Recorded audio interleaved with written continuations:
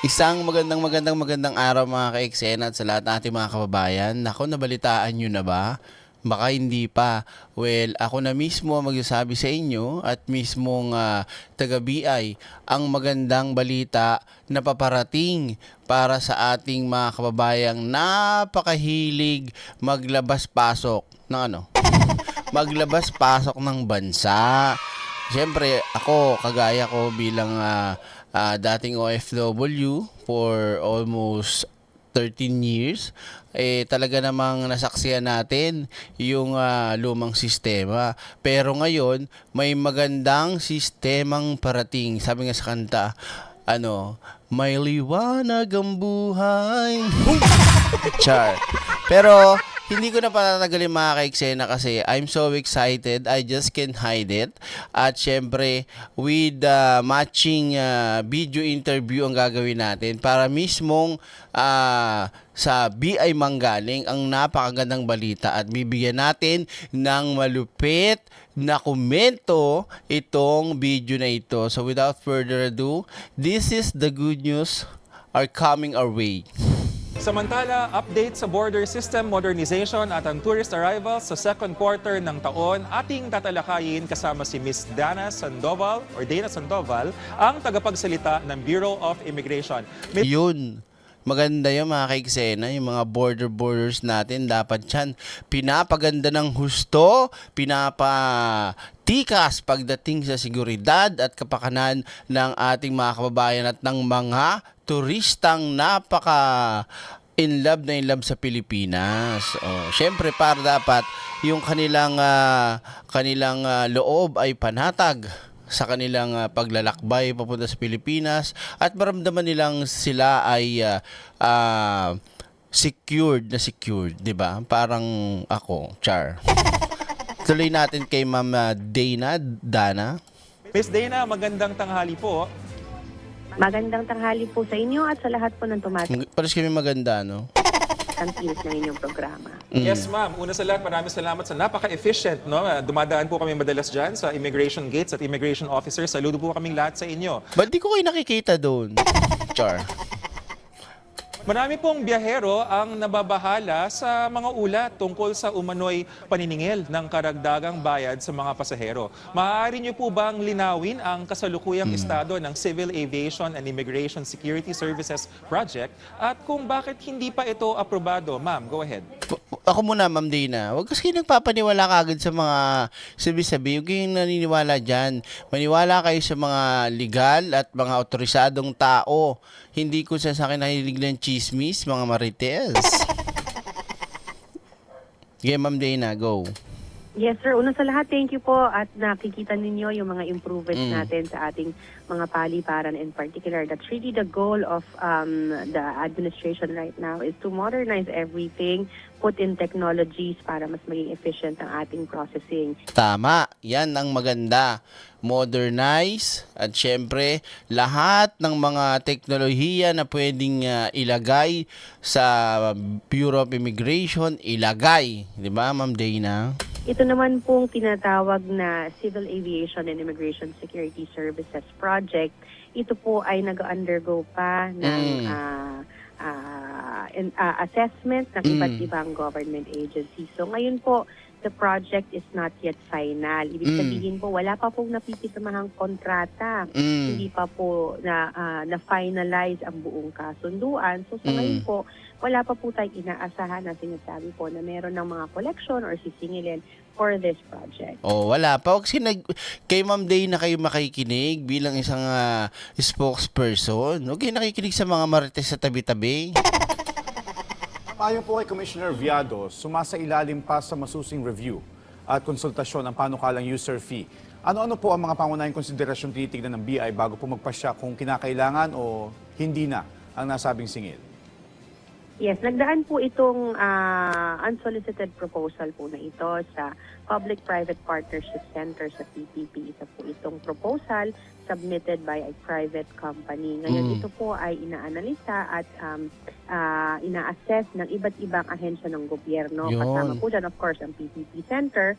Pino-forward po yan sa BI for checking in the Department of Justice. They were able to hurdle that phase dahil kumpleto po lahat ng kanilang mga dokumento ay nakita po ng ahensya at ng DOJ ang mga benefits ng proyekto na ito ng ating border management system. Nagkaroon din po ng Swiss Challenge. Ang ibig sabihin po ng Swiss Challenge ay binuksan po ito sa lahat ng mga tao na maaaring merong counter-offer, counter-proposal, a better proposal for the Philippine government. And the agency went as much as sending out letters to inform yung mga kumpanya na gumagawa po ng mga ganitong technology na baka meron silang other offers bukod dito sa proposal na ito at wala pong iba na nagbigay ng counter-offer. So, ito po ay umikot na Department of Finance, sa Solgen, DOJ of course, OSG. Ito po lahat ay dinadaanan sa iba't ibang ahensya. May kanya-kanya po tayong mandato kung anong tinitingnan natin. But essentially, what we are looking at is kung ang proyekto ba na ito ay mabibigyan ng benepisyo ang gobyerno at in the long run, will the general public and the stakeholders be amenable to the stipulations included in the contract? Ito po ba ay makakatulong sa pagpapaangat ng kalidad po ng serbisyo ng ating ahensya? So ito pong mga ito ang tinitingnan at patuloy pa pong tinitingnan ng iba't ibang government agencies. O yan maliwanag ng mga sir baka mamaya hindi kinakikinig kay mama. Kinig kayo. Ma'am Dana, para naman sa kaalaman ng ating mga kababayan, paano makatutulong itong KAIS project sa pagpapalakas ng border security ng bansa laban sa human trafficking, transnational crimes, terorismo at iba pang banta sa seguridad?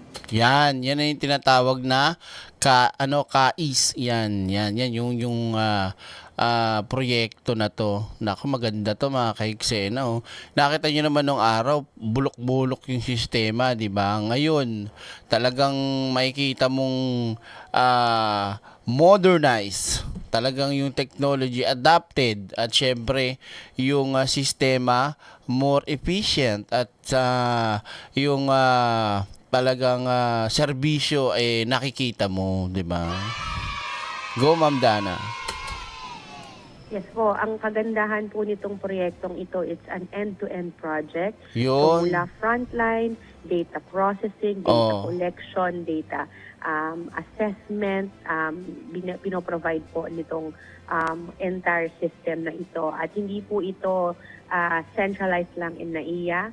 All international airports, so there are 11 international. Maganda to. Hindi lang tama. Lahat dapat yan. Walang pinipili. Lahat.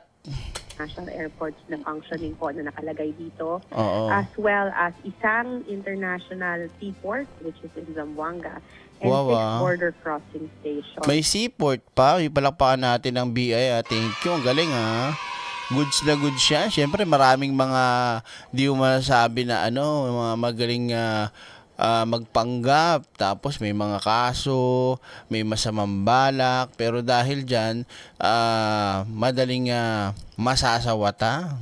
Ako, pwede ba ako maging BI, ma'am? Charot. So lahat po yan ay mapaprovide ng end-to-end, meaning yung mga electronic gates, and the data processing, the AI processing, the biometrics capturing. Meron din tayong pwedeng... May AI. Wow. Ang galing I like that. Parinig pa nga, ma'am. Isa pa. 6 border crossing stations. So lahat po yan ay mapaprovide ng end-to-end, meaning yung mga electronic gates, and the data processing, the AI processing, AI processing, the biometrics capturing. Meron din tayong pwedeng maglagay ng parameters para kumbaga ma-sort yung mga data or information, and it would be able, pwede natin gamitin yon para sa target approach natin when it comes to monitoring certain passengers. So napakaganda po ng system. That's why it's being considered by the agency because it's really No, ma'am, I can tell you pa lang how you saying that to me right now. Maganda. Kasi experience ko talaga, mami, dati. Oo, ang tagal lang, tagal, habang pila.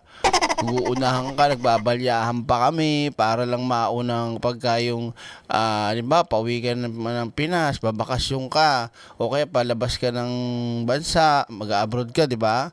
Talagang, talagang balyahan para mauna ka eh. Syempre, pagka ganyang electronic, AI, biometric, facial kineme-eme, facial recognition. Sorry, 'di ba? So, bongga. Oh.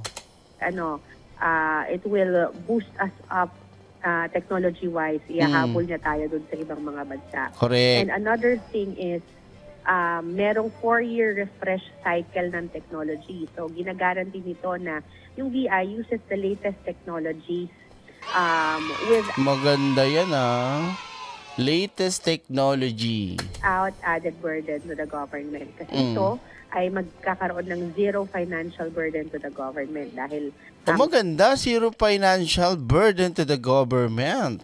Pautang naman, ma'am. Charot. gagamit lang, the user pay, user Oo. benefit. Kung sino lang yung gagamit, yun lang po ang magbabayad ng serbisyo na iyon. Yung mga kababayan po natin na hindi naman gagamit ng serbisyo na yun will not be burdened financially by this service. Yun. Ma'am Dana, nabanggit nyo na rin po yun, yung financing at pinapakinggan ko po na yun. Paano nyo babalansin nyo? Nabanggit nyo na tama po ba kapag gagamitin yung system, baka sila yung kailangan magbayad, pero kung hindi, hindi naman po yun. Paano po siya pagbabalansehin na bilang gastos ng biyahero or gastos ng gobyerno kung ano man, para tuluyang lahat ma-modernize na yung ating border control at pati yung kapakanan ng ordinaryong Pilipinong biyahero? Yes, it's a delicate balance siguro po ng ano ba ang maitutulong nito sa ating bansa in general as well as ano ba yung mga costs nito. At siguro kailangan nating balansehin yun. And mahalaga din sa atin yung opinion ng publiko, ng ating mga stakeholders, kung ano yung sa tingin nila ay makakabuti. We Correct. also follow the direction of the national government. Kung ano yung direksyon ng ating Pangulo when it comes to acquiring technologies such as this. Tandaan po natin, this is a proposal from a private company at ngayon po nag-undergo pa ng assessment bago natin i-finalize po ang decision dito. Okay.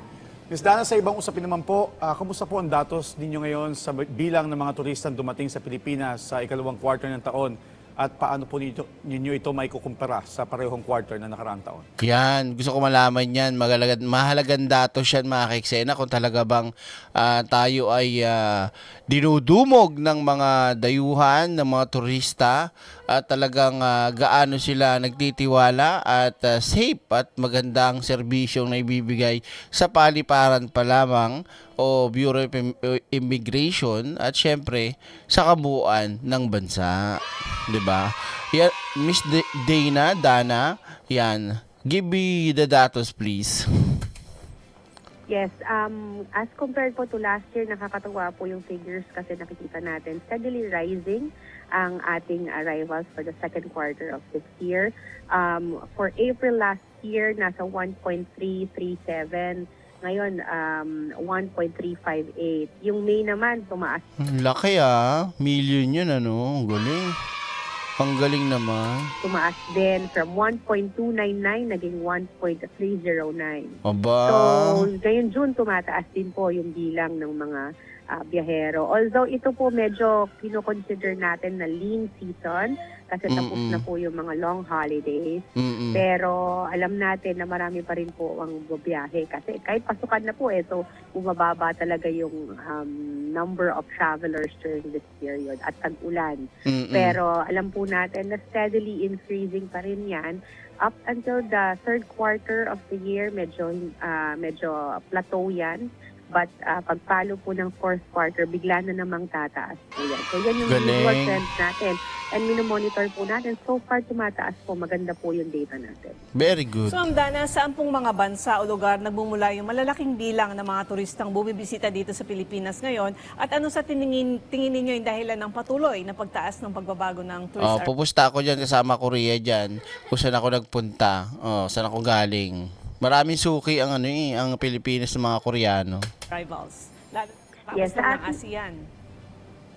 Yes, ma'am. Sa ating data po, ang ating number 1 pa din for 2025 is South Koreans.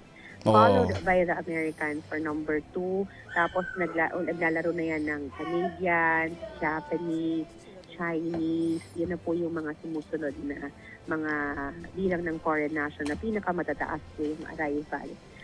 Taon-taon po, yan din halos sila din po yung mga nakikita natin na top foreign nationals that are entering our country. But of course, our Department of Tourism is also tapping into other tourism markets, even those outside the ASEAN region. Kasi alam po natin na marami din na interesado doon sa ganda po ng Pilipinas. At we are working closely with the Department of Tourism para makita po nila yung mga datos po natin at magamit po nila doon sa kanilang mga targeted approach when it comes to inviting foreign tourists in the Philippines. Yes, ma'am. No? So paano nga natin na pagbabalansin yung Protect the Philippines, which is the Bureau of Immigration, saka yung Love the Philippines, at i-connect niyo rin po sa inyong mensahe para sa ating mga kababayan na nakatutok sa atin ngayon? Pero bago niya i-connect at bago niya ipaliwanag, ang laki nung ang laki nung tinaas at syempre kahit sabihin mo na may tayo sa bansa, no? At nagkaroon pa ng mga nakaraang buwan ng di magandang pangyayari sa ibang bansa, gera-gera, tapos kung ano-anong mga sakuna, pero tuloy pa rin ang pagdagsa at pagtaas ng ating mga turista, no? Pagdayo dito sa ating bansa.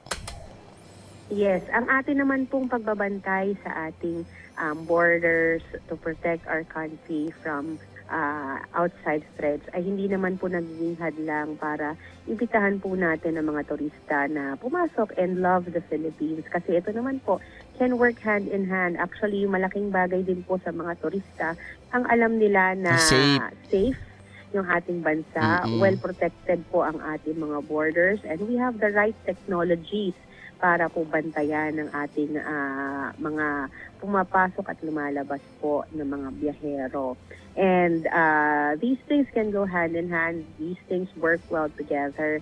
And we believe po that the stronger our border security is, the greater it helps our country's tourism. So, tayo naman po sa Bureau of Immigration ay tuloy-tuloy po ang ating mga efforts para makahanap po tayo ng ways to improve our processes, improve our systems, para yung ating target ba na bagong immigration ay mai-anchor natin ng tuluyan dun sa bagong Pilipinas na gusto ng ating Pangulo.